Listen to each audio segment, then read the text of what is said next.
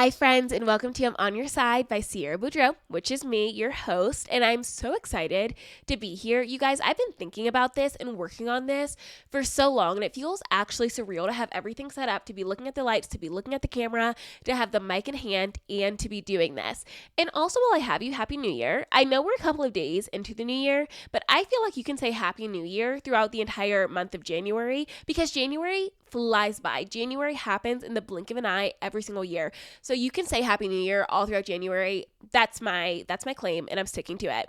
Also, I have to be honest with you guys. I just recorded a 30-minute segment and realized, I'm checking again, I realized my mic volume was not turned up. So the mic didn't pick up literally anything that I said, which is fine. I feel like we can do it again. Now I'm in the groove of it. Now I feel more relaxed. But I did record so much content that just will never see the light of day because it will never be heard. That said, here we go. Round 2 into I'm On Your Side, which you may be asking, okay, Sierra, what is I'm On Your Side going to be about? What is this whole situation?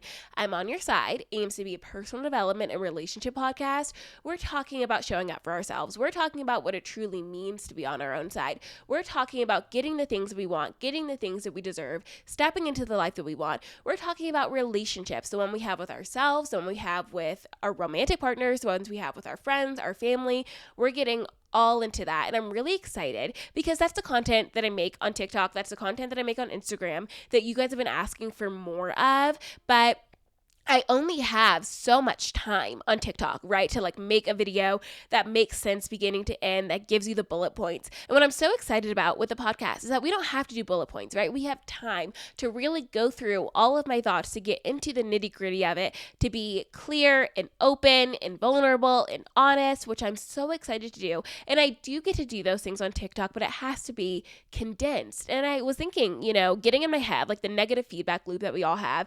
And I was like, what if you don't have 30 minutes of content? What if you don't have long form content in you?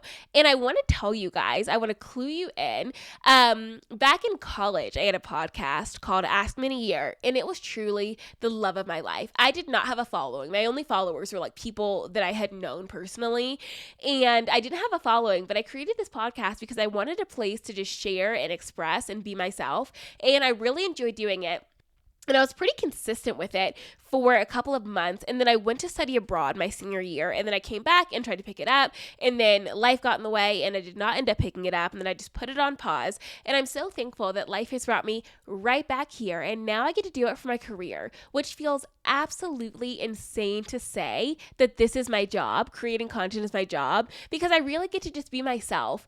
And it's something that I always knew I would end up doing, but I didn't know how. I didn't know the steps that I was going to take. But then I thought, what if I just do small things, which is what I say online to you guys all the time, small things every single day to end up where I want to be. And I'm not there yet, this magical there, as if that even exists. But I'm in a place where I feel really, really good to step into the next thing, but also be really excited about this thing. So I used to have a podcast. I really loved it. I was really proud of it. I think I had maybe 100 listeners total. It was not out there in the way that I hope for this to be out there. But that was my, first introduction to actually creating and producing content, aside from just these ridiculously long Instagram captions that I used to write. And I still write very long captions, but the difference is people are reading them now. Back then, people were not reading them.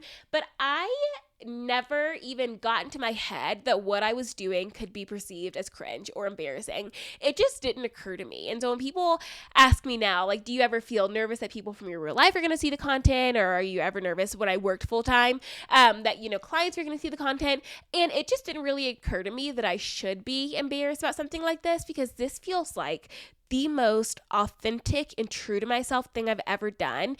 And it doesn't make any sense to me to feel shame about what feels good. You know what I mean? So here we are recording a brand new podcast, and I'm so excited about where we're going to get into. I have gone through and wrote out exactly what I want the coming weeks to look like and what I want to dive into. And I'm so thrilled that you guys are going to get to know me in a more vulnerable and open and honest way, because I have the time to be more vulnerable and open and honest with you guys and really create that relationship with you guys and get to know you guys and you guys to get to know me. And this to be a place where we learn and we develop and we try. And honestly, we fuck up a little bit because I think that's part of it. I was so nervous about recording the podcast because I was like, what if it just doesn't come out the way that I see it in my head? What if it's not exactly what I imagined it's going to be?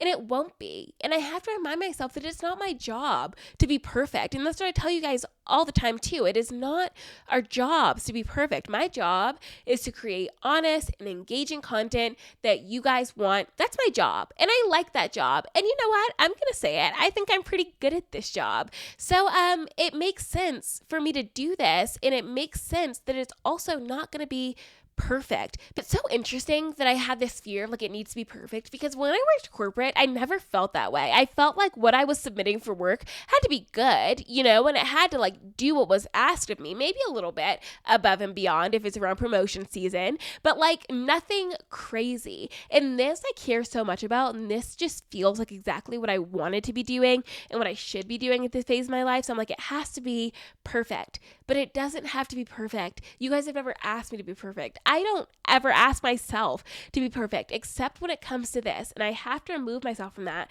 because this fear that it won't be perfect has stopped me from doing it for entirely too long. It has gotten me stuck and frozen and feeling like it can't be accomplished, and it can. I'm doing it right now. I'm literally recording the pod right now, even if it's not perfect. There's a difference between spending a year doing what feels good and authentic and true to you, things that feel good, and spending a year being miserable. We all know this. There's a big difference in how we spend our time. And I'm not saying that we can decide one day to change our entire lives and then we're going to be living this perfect, magical fairy tale life. That is literally never going to happen. But what I am saying is that every day we get to make choices. And these choices we think are so small, but they impact the direction our life goes in. And once I realized that, I got to start making better choices, more thought out choices, more intentional choices that keep leading me right where I want to go. And it's not about having this perfect dream life in 6 months. The things that people promise you, like if you do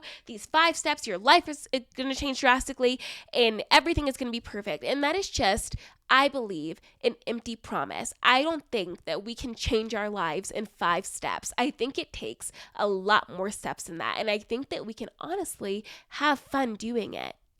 And I ask myself all the time when I do fall into that, trap of like, I want to change my life right now. I want to get everything that I wanted right now. I remind myself of a couple things.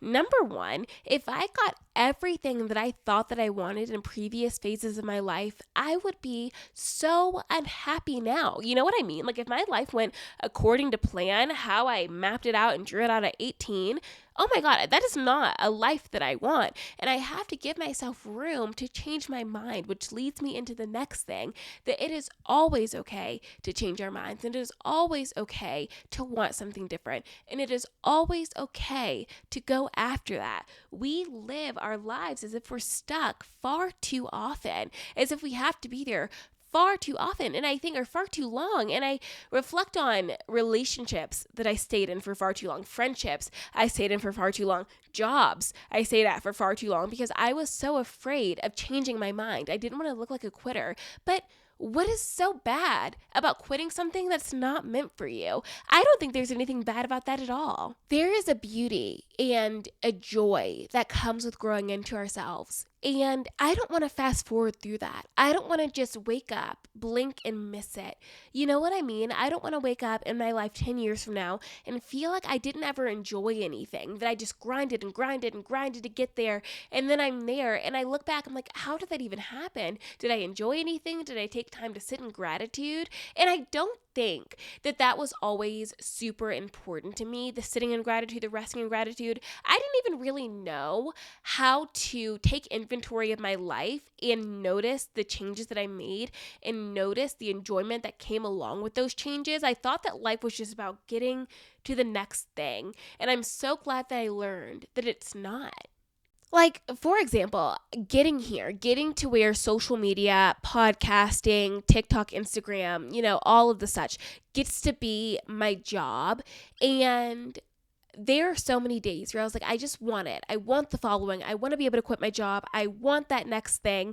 And if I had rushed there, maybe if I had gone straight from my job in finance to full-time content creation, I would have missed out on so much joy that came in the in-between. Coworkers that I loved, people that I got to meet, places I got to go, tasks that I really enjoyed doing and was good at doing, things like that I would have completely skipped over if given the opportunity to fast forward my life. And I'm so glad that I wasn't given the opportunity. I think that I have to remind myself and remind you guys that we truly are right on time for our own lives. We truly are on our way, and there's no rush, because in the rush we miss so many other things, small things that truly were meant for us at the time that they were given. I don't really do New Year's resolutions. I say that my one New Year's resolution every year is to have more fun, because it's attainable and because I can be intentional about that, right? I can have more fun. And it's not about like going to the gym or losing weight or whatever it may, like all of those other things that just, I want to focus on being more of myself instead of being less of myself. In previous years, I think there was always this subliminal thing that went on in my head. It was like, you need to be smaller. You need to be more palatable. You need to be easier to understand. You need to be calmer. And, I was so exhausted, and I am so exhausted of every year, every day, feeling like I needed to be less of myself. This year, I want to be more of myself. I want to be the most of myself, the best version of myself. And this year, I'm focusing on one big question, and it's going to be a really popular theme in the pod as we go through coming weeks. But what would it look like if? And I ask myself that quite often, and something that I want to ask myself more this year and be really intentional with answering. But what would it look like if it did work out? What would it look like if you did leave that job? What would it look like if you got really comfortable being on your own side? What would it look like?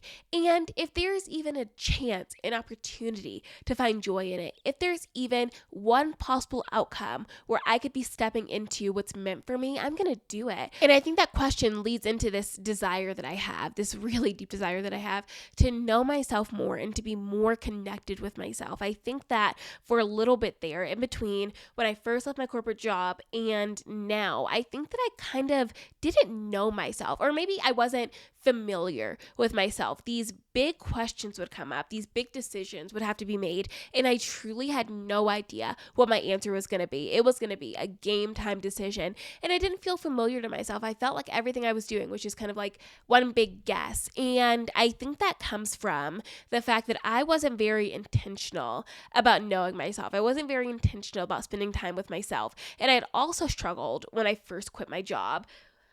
I felt so bored and so unfulfilled, not because content creation is boring and unfulfilling, but because for years, from childhood to young adulthood, I had always been learning something. I had always been surrounded by people who were smarter than me. And when you leave your corporate job and you work for yourself, you realize that you are the only one who's going to make yourself have those opportunities, have those conversations, learn those things, read those books, listen to that podcast, whatever it may be. You're the only one who's going to keep challenging yourself. And that was really hard for me because I had always been challenged, but not really by myself. And I was telling my friends that creating content full-time has been one of the hardest things I've had to do, not because it's the task is hard, not because creating the content is hard, but because I have to be the one to make sure it gets done. And that's not something that I've ever really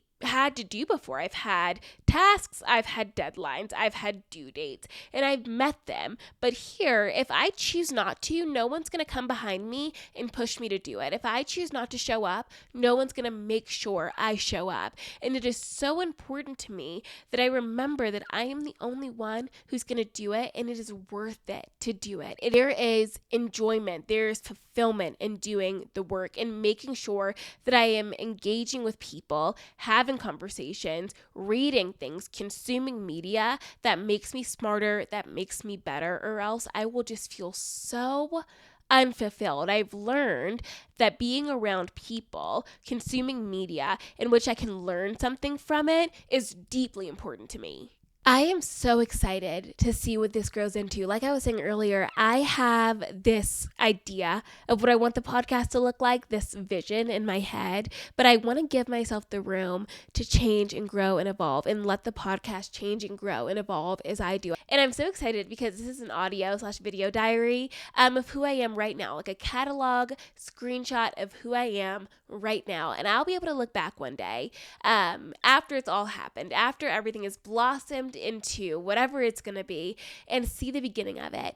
And that excites me. I'm big on having a catalog of my life. I've kept journals since I was 13 and 14 years old that I still have with me. And those journals are really important to me because not only were they the things that I was feeling so deeply at that moment, but I get to look back and see what I did with it, how I grew from it, how I learned from it, which helps me in the content that I make now. It's a practice that I've done for a long time, but now instead of just cataloging it in a journal, it's public for you guys to do with me. And I'm really excited that we get to grow in this together and see what this is going to turn into, because whatever vision I have, I believe it's going to be better. Whatever idea I have, I believe it's going to be better. Whatever outcome I see, I believe it's going to be better. And I have no idea how. I just know that I need to show up to do it. We have so much to get into, so much to discuss in the coming weeks, and I can't wait to do it with you guys. I can't wait to just get deep into the nitty-gritty with you guys, to get to know each other, to show up week in and week out and learn and grow and evolve into the people we want to be. So thank you for tuning in to the first episode. There's just so much I have coming up. I've already outlined so much of it, so I'm just really thrilled to get into it. But I'm so thankful that you guys would tune in here, and I will see you guys next Sunday. I love you so much, and as always, I am on your side.